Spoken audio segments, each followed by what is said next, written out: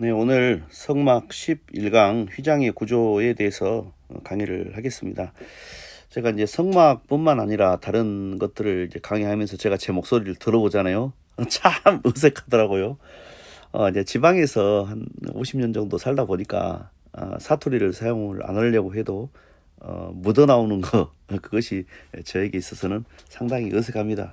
그러지만은 또 다행스러운 부분은 이제 건축 관련 이제 예전에 상당한 일을 많이 했었고 또 전공을 했고 그래서 성막이 다른 사람에 비해서는 좀 이해도가 빠르고 성막 내용이 그렇게 어렵지 않는 내용이거든요. 그래서 이제 강의를 할 수가 있는 거죠. 고맙게. 여러분 그래도 전공자가 이 설명하는 거 이런 내용들을 좀 들어보시면 성막 어려운 부분들이 이제 쉬워집니다. 그러다 보면 성경 읽는 데에 그런 예로점들이 이제 한두 개씩 이제 사라지다 보니까 성경을 좀 더 가깝게 할 수 있는 그런 시간들도 좀 짧아지게 될 것이고 그런 것이 좀 이 강의의 목적이지 않나 싶습니다.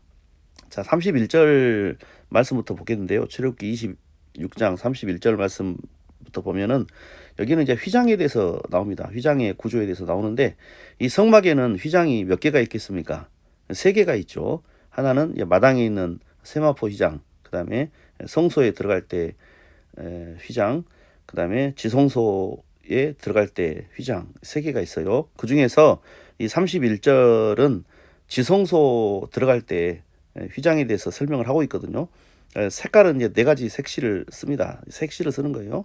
청색, 자색, 홍색, 그 다음에 가늘게 꼰 배실은 이제 흰색이죠. 이 네 가지 색실을 써가지고 눈으로 볼 때는 세 가지 색깔밖에 없습니다. 청색, 자색, 홍색.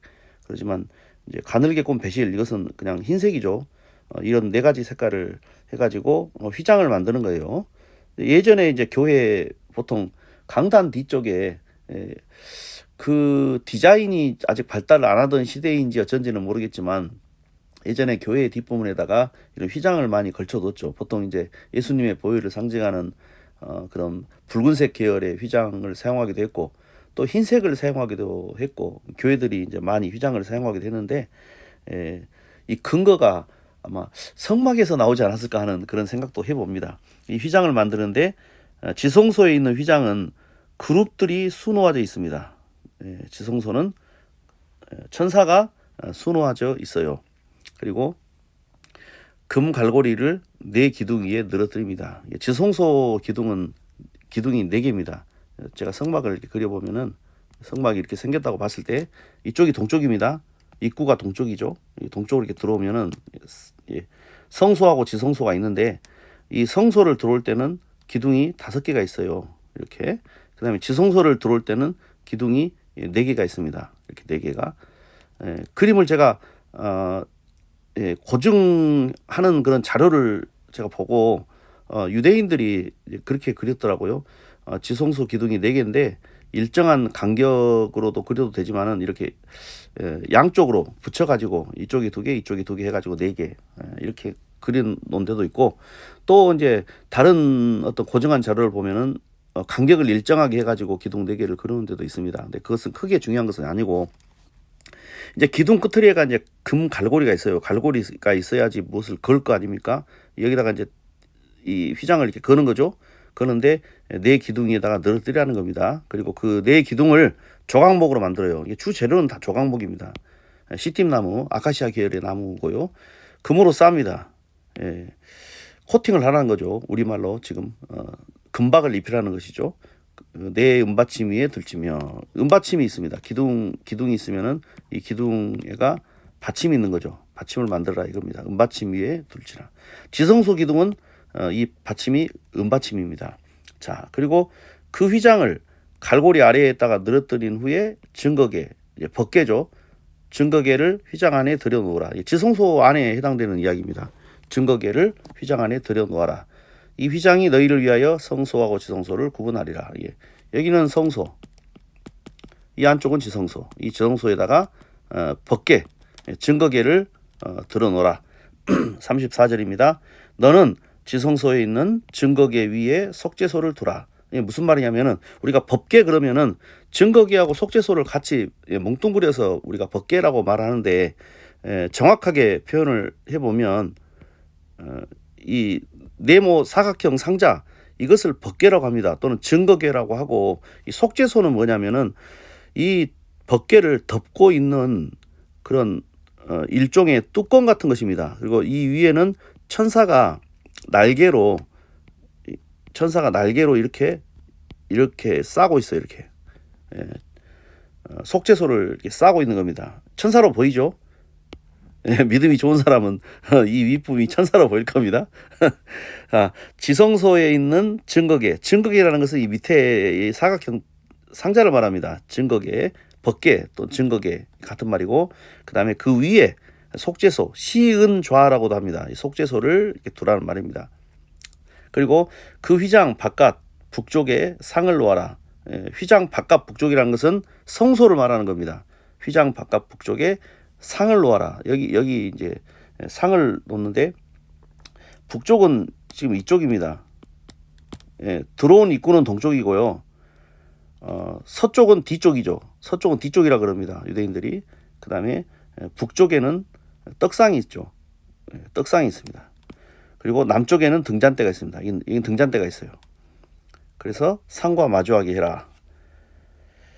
자, 36절 이 내용은 성소에 들어갈 때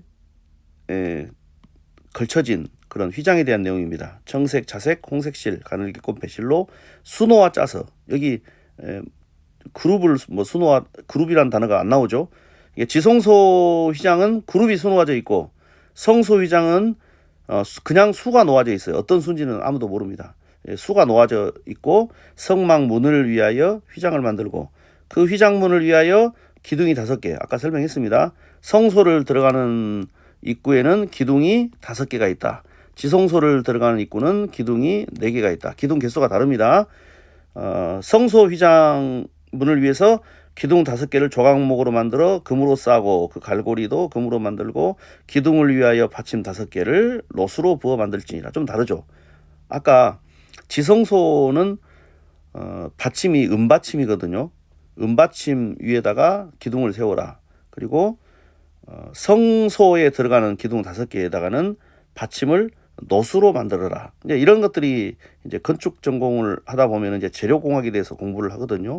왜 이 재료가 다르냐, 이런 것들은 이제 재료공학에 대한 그런 문제인 겁니다. 성경에는 이게 자세히 안 나오죠. 이런 내용들이 일반 그런 학문에서 이런 것들을 이제 분류를 합니다. 그래서 아마 성막 한 20강쯤 아마 그쯤 돼서 이 재료에 대해서 제가 좀 다시 한번 좀 설명을 할 거거든요.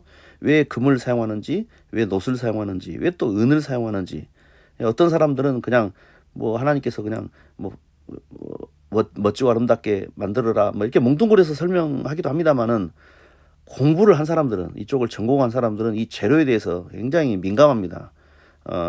분명히 하나님께서 재료를 아주 분류를 하셔요. 아주 작은 그런 부속까지도, 못 하나까지도 이것은 뭐 예를 들면 놋으로 만들어라. 금으로 만들 수 있잖아요. 하나님의 성전인데 다이아몬드로 만들 수도 있잖아요. 이런 좀 다뤄야 될 내용들이 좀 있어요. 그런 것들은 성막 뒤에서 제가 이걸 내용들을 좀 다루려고 합니다. 자, 성막 11강입니다.